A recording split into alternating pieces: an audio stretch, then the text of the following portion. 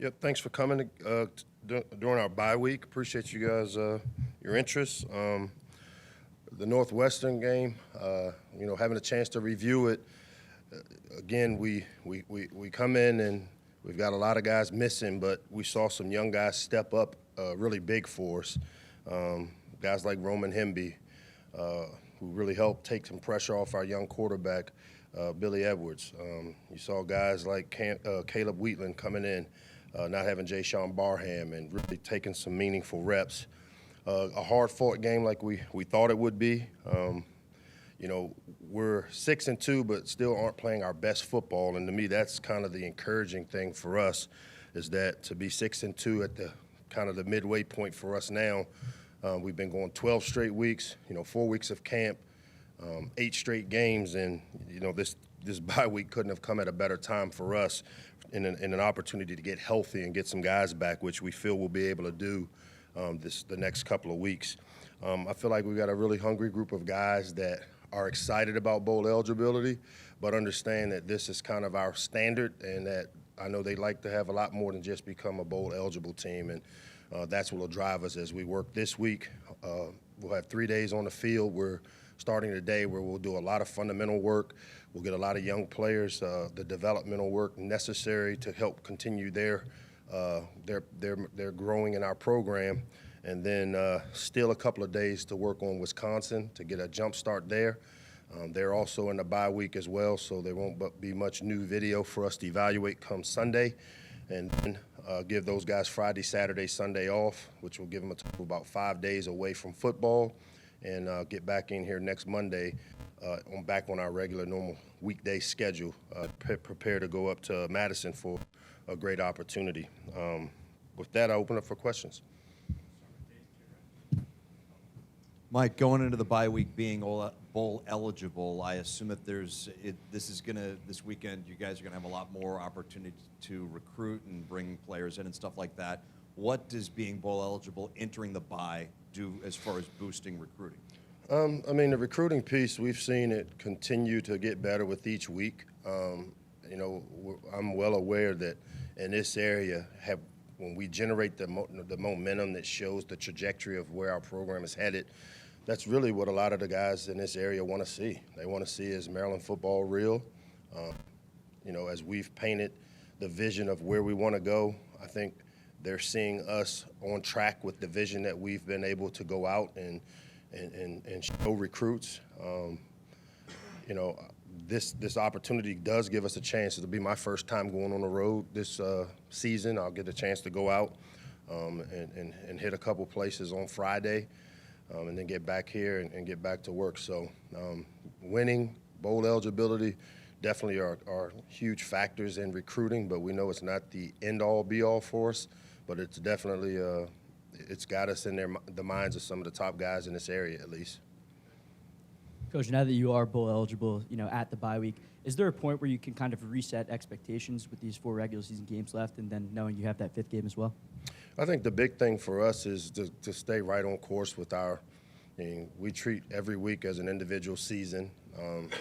What we'll do with the bye week this week is really go back to the fundamentals of the game. And to me, that's when you get better fundamentally individually, you get better as a team. And so we'll really take that approach, kind of how we did going into the bowl game a year ago, that let's work on doing the fundamental things better, and we'll get into the scheme stuff. We'll obviously steal a few days on Wisconsin to get us a jump start. But, I think, for us, it's just the next game. For us, which we don't have one this week, but we'll put all of our attention into Wisconsin, and we'll just focus on that. And everything else usually takes care of itself when you just win Monday through Friday. Hey, Coach. At this point in the season, I want to ask you, do you see any, what type of improvements have you seen in Talia Tagovailoa's game compared to last year? What are some things you feel like he has improved on this year? I think, and I've said this before, it's the emotional maturity that he's shown. He'll be the first to tell you that he's a perfectionist in how he likes to approach it. And when things don't go his way, sometimes he can let a bad play linger. And I think he's really embraced getting back to neutral as quickly as he possibly can. Obviously, with the help of all of us, we all work to try to get back to neutral. When something good happens, we want to keep playing. When something bad happens, we want to just keep focused and keep playing and not dwell on it. And I've seen him do that a little better this year. And I want to ask, Dante Trader and Bo Bray came into this season. They had to step into some major roles at the safety spot. How do you think they've handled that at this point? Yeah, I think both those guys have done a tremendous job, at least from the leadership that comes with playing that position. You know, the safety position is kind of the quarterback of the defense. I always talk about being strong right up the middle of your team, the center, the quarterback, the Mike linebacker, the free safety. And both those guys have displayed, you know, tremendous leadership at a young age. They've done a really good job in the communication piece. We haven't had as many of the big plays that happen when everybody's not on the same page on the back end, which is a testament to those guys and the way they prepare and the way they take the coaching. So really proud of the effort. They'll be the first to tell you, though, there's still a lot of things to improve upon. And, I mean, that's if there's anything that comes out of the messaging is that, you know, we're 6-2 and we're not playing our best. And just imagine if we can get some things cleaned up and really, you know, finish this thing the right way. Hey, Coach, at the beginning of the season, you called the offensive line the most improved unit on the team. How do you think that's played out? And then also last game against Northwestern, Mason Lunsford wasn't on the field for a lot of those opening series. Can you go talk about what went into that decision? Yeah, the O-line is our most improved unit. I think anybody that has watched us play this year has seen the development of the run game, and it's been needed. Obviously, with Leah going down, to take pressure off of a young quarterback, running the ball is something you want to be able to do. To create balance in how people defend you, you have to show that you can do the things that you hadn't done maybe well before. And so those guys and the experience they've gained over the last few years of being in the system, you're starting to see it come to fruition in that when we were tied and we needed to take the lead, we run a basic dual play, which is a downhill run where we double team people and it goes for 75, a one-play drive.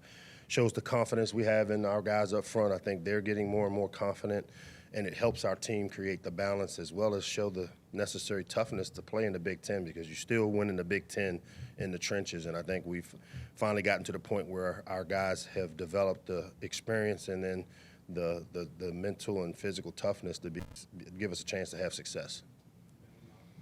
Hey, Coach. Does it mean anything extra to you seeing your team clinch bowl eligibility on a day when you had a lot of adversity to overcome in terms of injuries?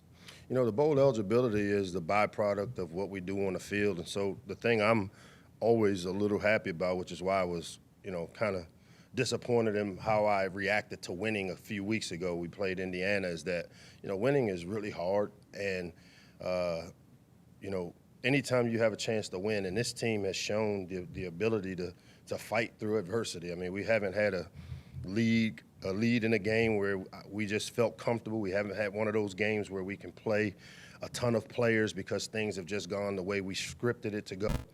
And to me, I think that shows tremendous character, because this team has had to come from behind in a few games. They've been in some tough, hard fourth quarter battles, and those things are what kind of make you. And so I like that part of it more than I do the fact that we're bowl eligible, is that you're starting to see the fruits of, you know, the work we've put in to develop this type of culture really come to fruition. I'm sure the bye week isn't necessarily a week off for you per se, but when Saturday comes around and you don't have a game, do you get an opportunity to watch the other games around the country? And if you do, how much of that is just from a fan's perspective and how much of it is from a coaching/preparation perspective? Yeah, you know, this weekend I actually have a community service project where I'm doing a mental health seminar here on campus. But I do enjoy watching football. The problem is, as a coach, you don't watch it for enjoyment. I look at formation. I look at the coverage. I say what play they run.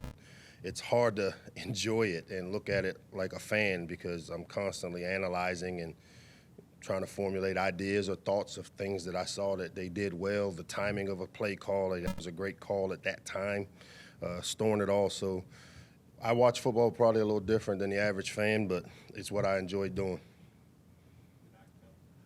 On Saturday, I saw the Jordan McNair family engaged with all the fans coming in near their foundation table up around section 23. Do you have any perspective on how the Jordan family received the honor on the field and whether or not that had a positive field for them? You know, I haven't talked to Marty or Tanya about that. I have a close personal relationship, obviously, with the family. I know that for all of us, there's still players on this team that were here doing Jordan McNair's passing, and so there's not a day that goes by that in our building we see the Jordan McNair offensive line room that they don't think about him. I know as a parent that has lost a child, how tough it is when these type of days or these type of events happen. Marty and Tanya are warriors for the way they've embraced the adversity of what's happened to their son and paying it forward through the foundation. And to me, that's the most rewarding piece, is paying it forward. Mike, you addressed Talia's growth earlier. Any updates on his health, and if you could walk us through the process between now and Wisconsin as far as his, what you're going to look for? Yeah, the expectation is he should be available to play in the Wisconsin game. This week it's a game time decision still. We expect him to participate in practices as much as he can do. I mean, it's a day-to-day deal because it's about how his body feels. It's about the strengthening. He's done a ton of rehab work last week. He'll get a ton of it this week as well as next week. And so for us, it's mostly trying to get him back into conditioning, limiting how much we do with him early in the week to see how his body continues to respond. But the expectation is that Leah should be back in as close to 100% like he was prior to the Indiana game. And to follow up, last year, heading into Halloween, you said that you might not answer the door with the 3-game losing streak. What sort of, asking for a friend, what sort of candy will be handed out at the Locksley house? Any king-size Snickers? Yeah, I mean, we live in a kind of a neighborhood that doesn't have a lot of kids, man. I mean, so what we're going to do is we're throwing a Halloween party on this Wednesday at Jones Hill House for our players and then our kids on our staff, which, this is a pretty fertile staff, it seems to be. We got a lot of kids under the age of 7 and it continues to grow. So we'll probably do our Halloween party on Wednesday this week because with the players being off the weekend, we're trying to do it a little early. So we'll celebrate it a little early. What type of candy will I pass out? I mean, it's hard to get in through that gate sometimes, and there's not a lot of kids in my neighborhood, so I'll try to pass it out mostly here at the football complex. What's your go-to candy bar? What's number one? Man, I would say what? What do you think, Abby? I'm a salty, Sweet tarts. I do sweet tarts, the big ones. If you ever see me during the game, Drew, our equipment guy, hands me one of those long sweet tart packs, and so I am a big chewy sweet tart guy. Hey, Coach, back here. Yes, I just wanted to know what are your thoughts on this second honor for him being named the Freshman of the Week. It's the second for him and the third for the team, so what are your thoughts on that? Yeah, I think it shows that we've got some good young talent in the program. It's great to see us being recognized by the conference. Roman is one of those guys that's well deserving of the award. I know Jay-Sean Barham has won the award as well, which, are two, poster children for guys in this area that made the decision to stay home and help us build this thing. And to see a guy from John Carroll High School up there north of Baltimore, to see Jay-Sean, who's a St. Francis guy but grew up down here in the D.C. area. Both those two major cities play a major role in the development of our program. Hopefully it's the catalyst for some of the other top players in this area to understand that you can come to Maryland, get a great education, play in one of the best conferences, if not the best conference in the country, and still have a chance to be developed and follow your dream, hopefully, to the next level. Thanks.